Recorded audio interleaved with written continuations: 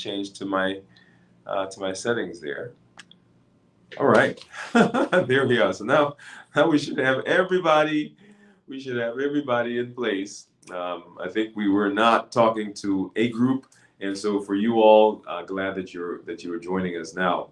So we're talking about metabolism, right? Writing the metabolism. How do we get the metabolism back into its normal space? And when I say normal, in what the body's expecting, because dysfunctional metabolism is where we find that we have the biggest issue. And that is what sets the stage for all of our chronic metabolic diseases. And so we want to make sure that we're doing everything we can to improve the metabolism. And so that's what we do when we talk about the health action plan.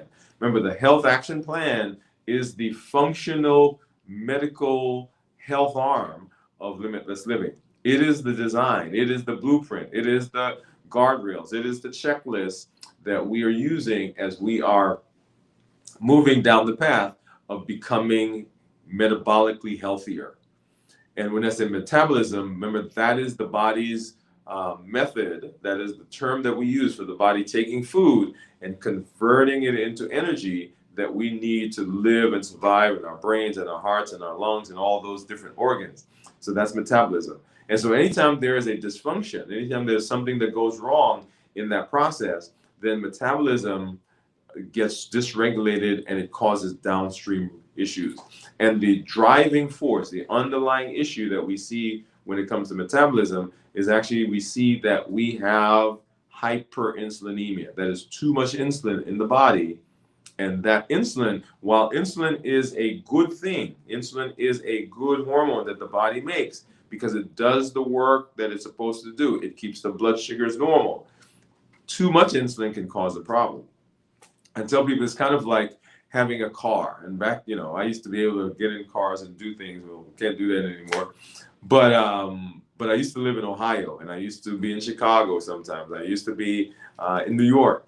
And so if you come outside and it's cold, right, you turn the key and you get that sound, right? Right, and the car wouldn't start. And you hit the gas a couple of times, and then and the car would start right up. Well, that was because, right, the car was cold and you had to get some gas in there, right? When you hit the pump the gas a few times, it would get gas into it, and so the car would start. But what happens if you hit that one too many times? You would flood the carburetor. And even though the car had gas, even though the battery was working, even though the engine was in good shape, even though you hadn't been in an accident, even though you hadn't had anything go wrong with the car would not start because you flooded the carburetor. And just like gas in the car is good, but too much is not beneficial. The same thing in the body. Insulin is good. Blood sugars are good because that's what the body uses to work and to function and do all the things that we need. But too much of either of those causes downstream problems, and too much insulin, hyperinsulinemia, causes problems for us as we are walking through the metabolic space. So we're talking about things like high blood pressure. People say, well, how does blood pressure correlate with hyperinsulinemia and ultimately with sugar? Well, if my body is having to produce too much insulin, or I have to take too much insulin as medication because my blood sugars are high, the elevated insulin or the hyperinsulinemia causes the vessels in the body, right, blood vessels, to get stiff and less compliant. And stiffness equates to higher pressure. And so because there's too much insulin, the blood vessels get stiff, and the blood vessels being stiff causes the blood pressure to go up. And that's how hyperinsulinemia causes high blood pressure. And what causes the hyperinsulinemia? Well, we can talk about the carbs that we're eating, the foods that we're eating, right? That's one reason why that happens. So that's a way that high sugar causes high insulin, causes ultimately what? That's right, causes high blood pressure. How does hyperinsulinemia, or how does high sugar cause fatty liver or cause hypercholesterolemia? Well, your body stores energy. It stores energy in the form of either glycogen in the liver, or it packages it and it sends it through the bloodstream to the fat cells. Well, how does it get there? Well, it has to travel through the blood. And so insulin has the ability to help tell the liver to store. And when the liver packages the sugar in the form of fat and it sends it through the bloodstream, all of a sudden now we have elevated cholesterol, right? So those are just two examples of how hyperinsulinemia leads to all those things. The same idea with fatty liver. Remember, insulin is a switch. And when insulin is there, it functions kind of like a crossing guard, right? So you're coming and the guard either tells you to stop or tells you to go. And insulin's job is to decide when you eat food, where the food goes. Either the food goes to do all the functions in your body, you're running your heart and your lungs and your brain and all those things, or it goes to building parts of your body. You need enzymes, you need protein, right? Or the body says either that's what we're doing with it, or we're sending it to storage. And insulin is the storage hormone. Anytime insulin is around, its job is to take stuff and store it. And so anytime we have elevated insulin, then it gets stored. And that equates to what? What's the other thing, right? So that equates to weight gain, so obesity, being overweight, elevated BMI, which predisposes you to coronary artery disease, predisposes you to strokes and peripheral artery disease, and all the downstream things that we see when it comes to chronic metabolic diseases. And so that's the problem that we are working with. And the issue is that the way that we talk about diabetes and high blood pressure and high cholesterol and fatty liver and obesity, we talk about them as though they are these isolated items that are in no way connected with each other. So when we talk to patients, right? And when I say we, I'm putting myself in that bowl as well. Well, when the health community talks to people about these chronic diseases, we make them sound like they're separate things. So you do this thing for that thing over there, and you do something different for this one over here, and you do something different for this one over here. But the real the reality is that they are all intertwined. And so the things that we do for one have direct impact on the things that we do for the other. And in fact, if we would teach and talk about them as though they are just spectrums, so diseases along the spectrum, then we have a better idea of the things that we can do to manage every single one of them.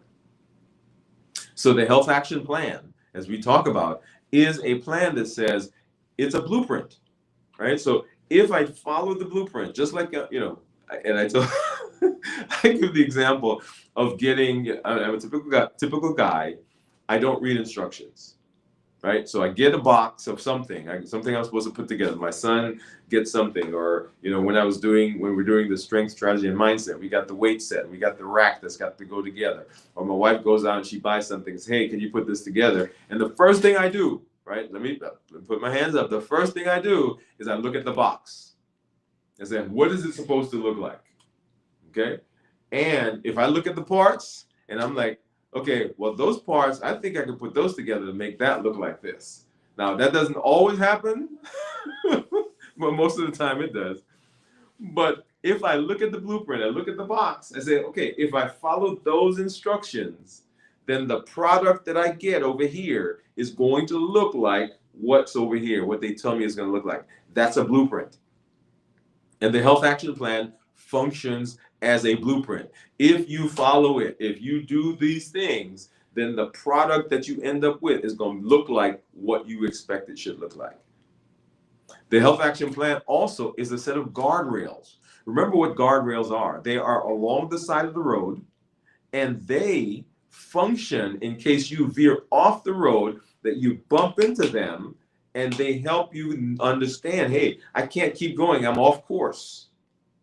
I got to come back on course. So guardrails are there, right? So that you bump into them and you're like, okay, I'm off course on this side. Okay, I'm off course on that side.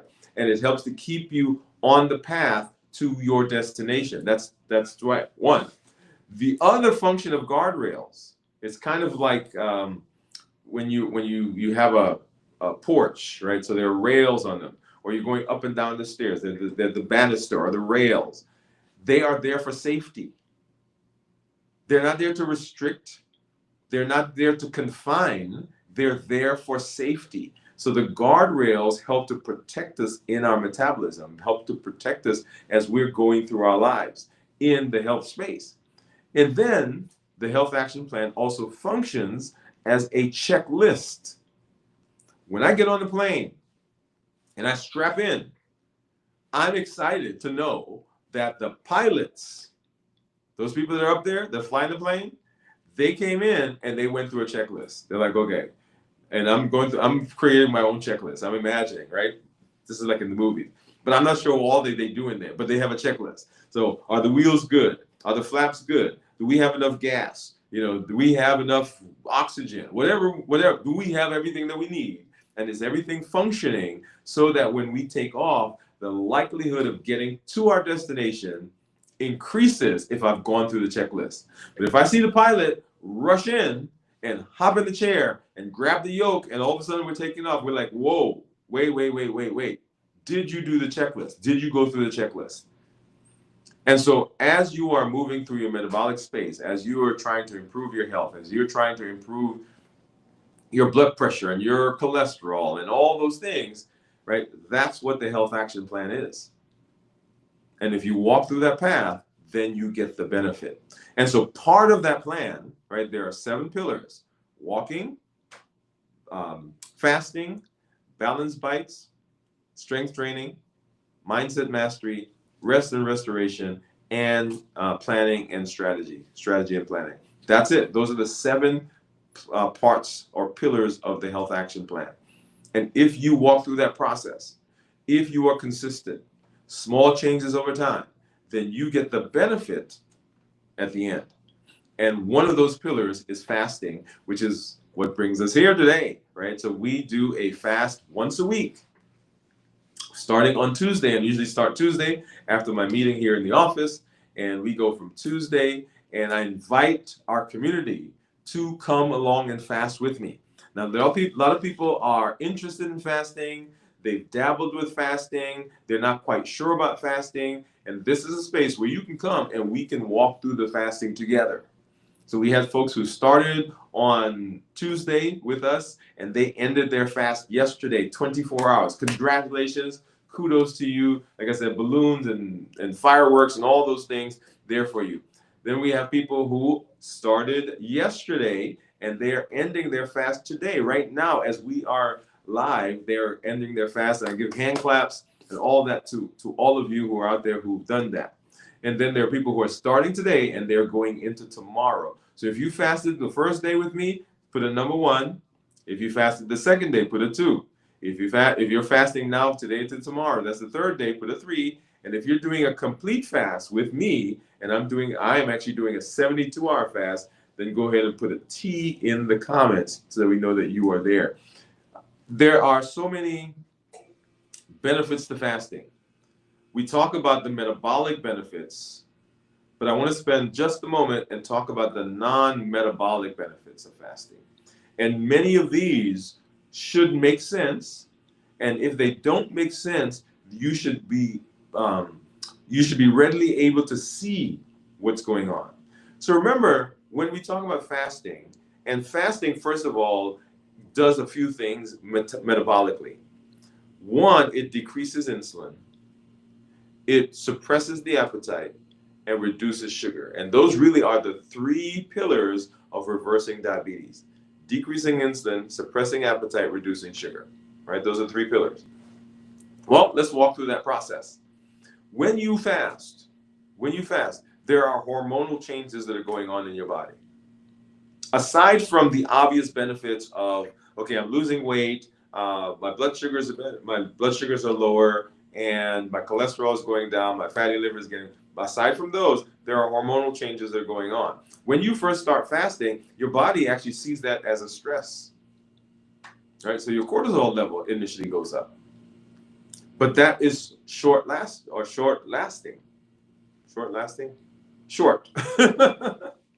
It doesn't last long. And as you get further into the fast, your body begins producing other hormones. And it begins regulating some of the hormones that may be dysfunctional. For example, one of the sets of hormones that we have dysregulated because of the way we eat is our ghrelin and our leptin. That's our hunger and our satiety hormones. When we're fasting, then those hormones become regulated again. Our insulin levels going down. When insulin is going down, then it does not affect the ghrelin and leptin, and so our thought process about food improves.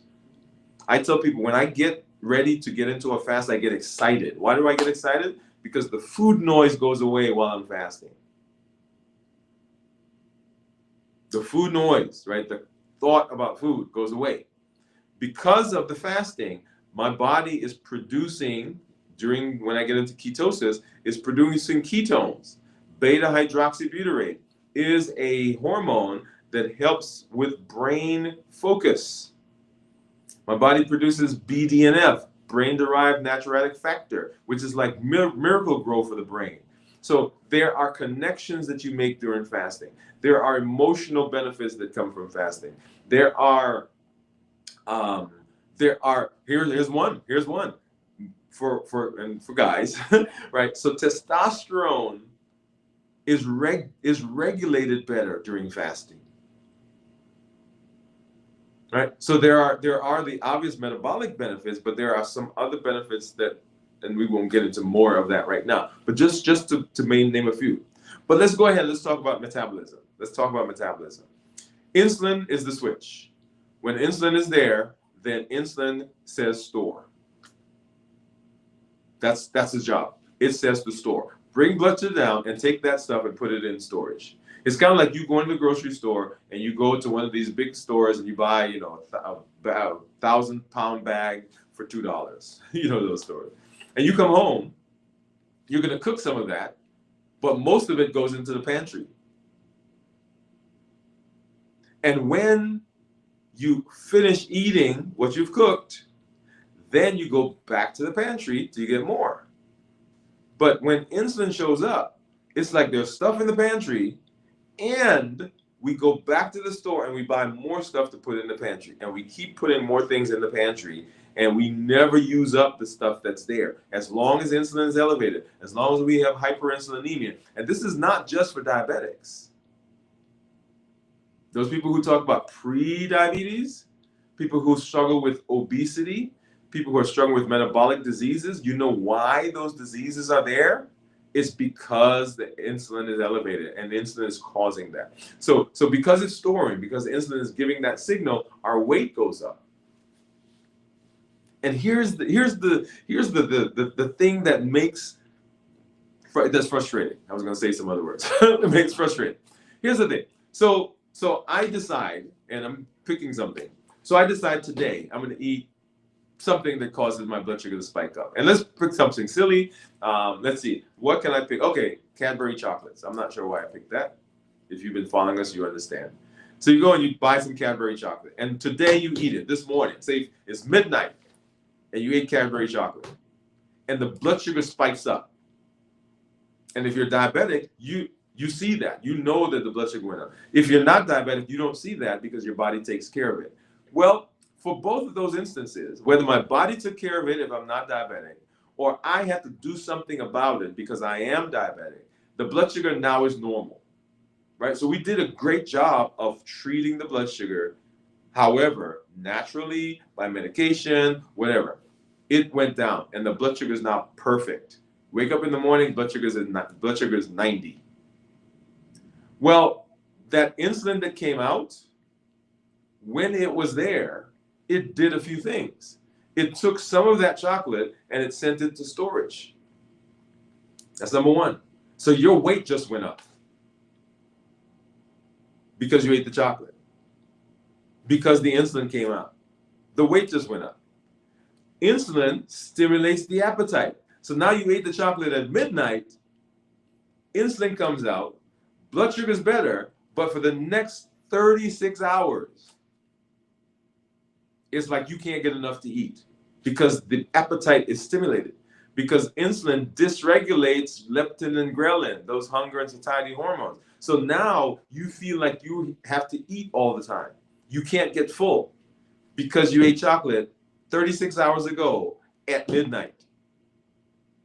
Insulin, when it came out, the hyperinsulinemia went to your blood vessels, right? Too much insulin. Because remember, here's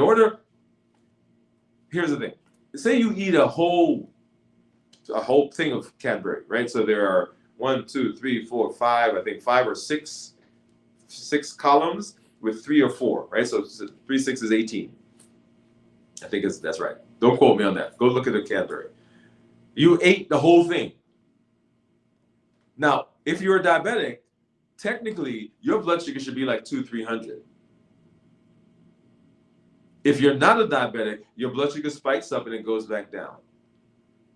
The amount of insulin that your body had to produce to keep your blood sugar normal after eating an entire bar of Cadbury is enormous. And so 36 hours later, you're still hungry. And now, so 36 hours later, or let's say, didn't even make it 36, let's say 24 hours later, 12 hours later, after you ate it, you go ahead and you say, you know what, I ate some Cadbury yesterday, and today I'm going to be good. And now I'm going to eat some salad and some broccoli. Because the insulin came out, do you know what happens to the salad and the broccoli? It gets stored. So you're sitting there and you're eating like a bird. Salad, and nothing's wrong with salad and broccoli, by the way. You're eating salad, you're eating broccoli, you're eating rice cakes, you're eating celery sticks, and your weight's going up. And you're like, well, why is my weight going up? Well, weight's going up because the insulin is a storage hormone, and it's telling your body, long after you finish eating whatever that thing was, it's telling your body, everything else that comes in, I'm storing some of it. Mm-hmm. Mm-hmm. And that is the hole that we get into. But if we don't understand that, we get frustrated because the diet that we as physicians and as the medical community, the diet that we're telling you, you say, well, I am doing that. But every now and then I have a cookie, or every now and then I have some ice cream, or every now and then I do this. But if we don't explain to you the consequence of the thing that we did 36 hours ago, we think, well, nothing's going to help me because I'm eating the stuff you're telling me and my weight's still going up. My blood sugar's still getting high. My blood pressure's still, every time I go to the doctor, they're putting me on a different medication. Every time I go to the doctor, they're adding something else. Every time, right? And what do we say? What do we say? And I'm sorry. I apologize to all of you, right? There's this phrase that we use, right? Well, 2 phrases. It's called non-adherent, meaning the patient's not doing what I tell them, right? And we use this phrase called lifestyle changes. I do not like that phrase. Why? Because when I say to somebody, okay, that's a lifestyle issue, what I'm essentially saying to them is, okay, if you go home and do what you're supposed to do, then you wouldn't have this issue. And it almost disconnects me from being part of the solution, because that's your problem. You go home and figure out. And that is the cycle that we get into. And the goal of the Limitless Living Health Action Plan is to break the cycle, to give you the tools that you need, to empower you to make the choices, because you understand now what the culprit is. You understand what the thing is. Now, here's the thing. For a lot of you who are watching, you've been making decisions about your life, right? So where to live, who to marry, what school to go, what degree to go into, to get, what school to go to, what place to live, what house to buy, what car to buy, what clothes to get. All of those decisions you've made based on data that you've had access to. Some of the decisions, you're like, man, if I had to do this, I would do exactly the same thing again, because that was like the bomb. That was the best decision I've ever made. And then there's some other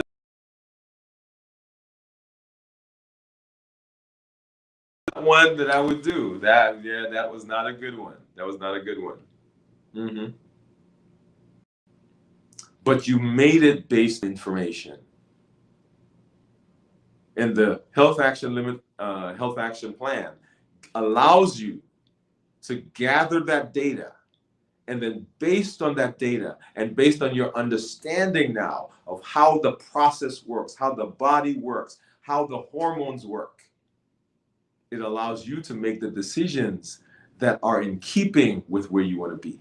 Because I'm going to tell you, you will make better decisions about what you do than I will. I can sit here and I can give you a list. Okay, do this, don't do this, don't do this. But I'm telling you, once you have information, once you have the know-how, once you understand what's going on in your body, the decisions that you will make far outpaces and are far superior than any list that anybody can give you. And it allows you not only to live healthily, but it also allows you to enjoy your life. And so downstream fasting is a powerful tool because it sets you up to be successful in all of those spaces. Think of fasting kind of like a reset, right? It's kind of like getting a house, getting an old building, and you go in there and you gut it. You're taking stuff out, you're tearing walls down, you're taking out floors, you're throwing out cabinets. What you're doing is you're essentially getting that place ready so that you come in now and you begin building like you want. And that's what fasting does. It reduces, it guts the body and says, okay, now I'm ready. My insulin is down, my cortisol is regulated, my ghrelin and my leptin are now in a way, at a level that I can manage. The sugars have all been taken care of. I've taken the glycogen out of the liver. I'm burning fat now. Now, let's go ahead and let's do what we need to do. Yeah. So I'm glad that you were here. If you are fasting with me, if you fasted with me, and I see you guys out there, if you fasted with me, day 1, put a 1. If you fasted day 2, put a 2. Day 3, 3. And then, of course, if you're doing a 72-hour fast with me, go ahead and put a T in there. For those of you who are starting today, well, let me back up. Those of you who ended yesterday on your 24-hour fast, kudos to you. Those of you who started yesterday and ended today, my hat's off to you as well. Congratulations. And then, of course, those who are starting today and going into tomorrow, come along. Let's do it together. If you're dabbling, if you're out there and you're watching and you want to know and you're not quite sure, come join us as we walk through this process together. It's an amazing process, and it does so much better when you are in community as you are moving in the space. As I always say, this is Dr. Dwain Woode. That's Wood with an E. The E stands for endocrinology. I educate, I empower, and I encourage you to take charge of your health and your life, avoid complications, go to the next level. We're creating the life we've always wanted, and we are living limitless lives, which says that we're not allowing anything from outside or from inside to prevent us from doing what we need to do. We're showing up with our best self, our best health, and our best plans, and we're breaking through those constraints. We're pushing through those obstacles. We're getting out of those confines, and we are going to be healthy. Thank you for joining me. We'll do our check-in tonight at 9 p.m. So join us, Dwain Woode MD, right here on the channel. Tomorrow, we'll do our complete review of fasting, how to prepare for the fast, how to get through the fast successfully, and then, of course, how to end the fast. And you will see what I'm going to eat to break my fast after 72 hours. So join me. If you have some suggestions, go ahead and send it, because I still am in the process of getting that together. So if you want me to try something, go ahead and do that. And then, of course, Saturday night at 9 p.m., video from the vault. Sunday morning, 6 a.m. Central, This Week in Review. And then we will be right back, Dwain Woode MD Live at 7 p.m. Central on Monday as we continue walking down the limitless living path. Now go and live a limitless life. We'll see you next time. Bye-bye.